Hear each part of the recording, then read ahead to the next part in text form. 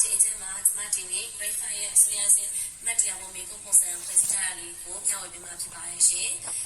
张哥批发一这个，三十那面这个，张哥面这个，90面的面的买一些，另外这里新的是边的买一些。这马上规划嘛，这些 ABCD 是不要 post 给了我们公司出家批发一些，这些 ABC 都买了我们是谁过去买的，哎，我们是谁过美国出来的嘛，也批嘛批的。Session di ibai mana sego ro presentation ဆိုပြီးတော့ဖြေရမှာဖြစ်ပါတယ်ရှင်။နံပါတ်1မှာမေကုံ3ခုရှိမယ်။နံပါတ်2မှာမေကုံ3ခု၊နံပါတ်3မှာမေကုံ5ခု၊နံပါတ်4မှာမေကုံ2ခုရှိပါမယ်။နံပါတ်1ရဲ့ A ကတော့မိနစ်စလုံး9လုံးပေးရမယ်။ခန်းမဆောင်တဲ့ section မှာကဖပြမယ်။ပေးထားတဲ့မိနစ်နဲ့ဖပြရဲ့တန်ထွက်လည်းမတူဘူးဆိုရင် false ရေးမယ်။ဒီလိုဆိုရင်ထူရေးမယ်။ဒီနေရာမှာcapital letter နဲ့ရေးရမှာဖြစ်ပါတယ်။ T တို့ F တို့က capital letter နဲ့ပြည့်စုံရေးပြရမှာပါ။ဒီတလုံးလေးရေးလို့မရဘူးပေါ့နော်။ဒီကရေး true F နဲ့ C false ဆိုပြီးတော့ရေးပြရမှာဖြစ်ပါတယ်ရှင်။ရှင်းဆုံး capital ရှင်းဆုံး T နဲ့ F တွေက capital letter နဲ့ပြရပါမယ်။နောက် 1B ကကျတော့ machine တွဲမှာပါ။စာဆောင်တွေကိုတော့ဘက်စီဝက်ဒီဘက်ပေးထားမယ်။တစ်ခေါက်သုံးခေါက်ဖတ်ပြမယ်။ 1နဲ့ A နဲ့တွဲမှာလား2နဲ့ B နဲ့တွဲမှာလားမြင်းနဲ့တွဲပေးလိုက်ရုံပါပဲ။ 1C မှာကျတော့အကြောင်းအရာတစ်ခုနဲ့ကနေ dialogue 5ကြောင်းပေးထားမယ်။အဲ့ဒီ5ကြောင်းပေးထားမှာဂုဏ်လေးတွေပေးထားပါမယ်။ပထမဖတ်လိုက်တဲ့စာဆောင်ရဲ့ပေးထားမှာ number 1ရေးမယ်။ဒုတိယဖတ်လိုက်တဲ့စာဆောင်ပေးထားမှာ2ရေးမယ်။တတိယပေးထားမှာ3ရေးမယ်ဒီလိုဖြစ်ပါတယ်။ပထမဆုံးဖတ်တဲ့စာဆောင်ကရှင်းဆုံးမှလည်းဖြစ်ချင်းဖြစ်မယ်။အလဲမှလည်းဖြစ်ချင်းဖြစ်မယ်။ရှာပြီးတော့ပြင်ရမှာပါ။ဒီနေရာမှာသတိထားဖို့က section A ဘိုင်းက listening ဘိုင်းကိုမိတာဖြစ်တဲ့အတွက်ကလေးတွေကစပြီးတော့လေ့ကျင့်တဲ့ကအတန်ထွက်မှန်အောင်နားယူအောင်လေ့ကျင့်ရပါမယ်။ကိုယ်နဲ့ချက်တဲ့ခါမှာလည်းအတန်ထွက်မှန်အောင်ကြည့်ရမယ်။ဆရာမရဲ့တန်ထွက်ကိုလည်းသိချာနားထောင်အောင်မှာဖြစ်ပါတယ်။ဒါဆိုရင်တော့နံပါတ်1 listening ဘိုင်း15မှတ်ကိုအေးအေးဆေးဆေး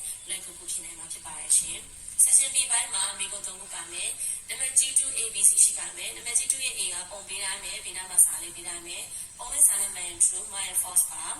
။သူဖြေတဲ့ခါမှာလည်းဒီလိုပါပဲ။ရှင်းဆုံး T နဲ့ F နဲ့ capital letter ဖြေရပါမယ်။နံပါတ်1ရဲ့ B ကကျတော့ fill in the blank with dialogue ဖြစ်ပါတယ်။ dialogue လေးတွေအဖြေစိတ်ပေးထားမယ်။ collect စိတ်ဖြစ်မယ်။ဒီဟာလေးတွေကိုရှာပြီးကြည့်ရမှာ။ပေးထား collect လေးတွေကြည့်ရမှာဖြစ်ပါတယ်။ 2 is here with the passage ပါ with the passage ကစာပိုက်လေးကိုတခြားဖက်ပြီးတော့ grammar test မှန်အောင်သင်ဖြေနိုင်ရင်ရပါပြီ။တပုတ်ကိုနံပါတ်နဲ့ဆက်မှတ်ဖို့ပြပါမယ်။ section C ဘိုင်း writing ဘိုင်းမှာတော့မိကု5ခုရှိပါတယ်။နံပါတ် G3 ရဲ့ A မှာ what form မှာ what form က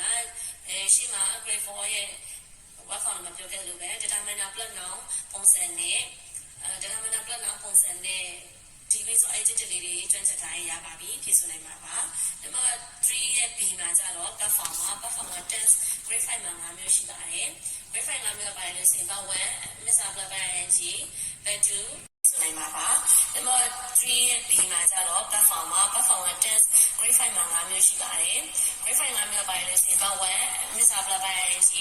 bad 2 bad 1ပြီး has up by 3ဆိုပြီးတော့5မျိုးရှိပါတယ်။ခုလက်ရှိချိန်ထိကတော့4မျိုးပဲမိပါသေးတယ်။ has up by 3ပုံစံလေးတွေကိုတော့မိတာမတွေ့ရသေးပါဘူးရှင်။ဒါပေမဲ့ပါဝင်တဲ့တစ်နှစ်လုံးမှာပါဝင်တဲ့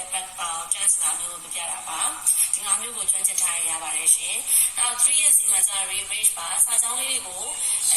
စာကြောင်းအခြေအတွက်မှစာကြောင်းလေးစလုံးလေးတွေကိုပေါ့နော်။သူပြောတာပေးထားမယ်အဲ့ဒါကိုမှအောင်ပြန်ပြီးရေးနိုင်ရမှာပါ။ဒါဒီလဲ subject object ဆိုတဲ့ grammar test ဆရာလေးတွေကျွမ်းကျင်ထားရပါတယ်။နံပါတ် G3 ရဲ့ဒီမှာ mind map ပါ mind map ကလည်းတစ်နှစ်ပတ်လုံးလေ့လာထားသမျှလေးတွေကနေပြီးတော့ rules တွေဖြစ်ဖြစ်ကျန်တဲ့အကြောင်းအရာလေးတွေဖြစ်ဖြစ်သိချာမှတ်ထားရင်ဖြစ်နိုင်မှာပါ။နံပါတ် G3 ရဲ့ E မှာ paragraph writing ဖြစ်ပါတယ်။ကျမတို့ကငွေကမြင်မှုတို့လိုပဲပေါ့ outline လေးတွေပေးထားရပါတော့။အဲ့ outline လေးတွေကို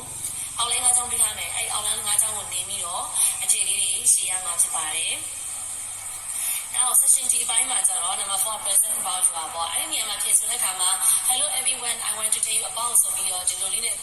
ရေးပြီးလို့ပြောရမှာပေါ့နော် presentation ဘိုင်းလေးဖြစ်ပါတယ်ဟုတ်ပြီအားလုံးကျေးဇူးတင်ပါတယ်ရှင်ဒါကတော့ unit 1ရဲ့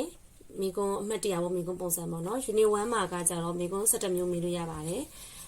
ဒီ1 2 3 4မိလို့ရတယ်with the passage မပါတဲ့အတွက်ကြောင့်မလို့3A မှာ what form 10ဖို့တိုးမိလိုက်တယ် bad form 10ဖို့တိုးမိလိုက်ပါတယ်ကျန်တာတွေကတော့အားလုံး17မျိုးလုံးကိုမိလို့ရတယ်ပေါ့နော်ဒါ unit 1အတွက်အမှတ်တရပဲမိကုံပုံစံမှာကျွန်မ wall ထဲမှာလည်းတင်ပေးထားပါတယ်ဒါကတော့ unit 1နဲ့5ဒီနှစ်ဝက်စာပေါ့နှစ်ဝက်စာအခန်း10ခန်းရှိတာ9ခန်းစာကိုမိကုံတရားကိုထုတ်ထားတာပါဒီ unit 1နဲ့5တီကတော့12မျိုးလုံးစုံအောင်မိလို့ရပါတယ် 1ရဲ့ ABC 3မျိုးပါမယ်2 ABC 3မျိုးပါမယ်နောက် 3A BCDE 3မျိုးပါမယ်5မျိုးပါမယ်အဲ့ဒါပြီးနောက်ဆုံးမှာ presentation ဆိုရပါတယ်1နဲ့5တိရတော့မေကုန်းပုံစံ12မျိုးလုံးမြင်လို့ရပြီပေါ့နော် with the passage ကမြင်လို့ရပါပြီဟုတ်ကဲ့သိချင်တာလေးရှိရင်လည်းရေးပြခဲ့ပါနော်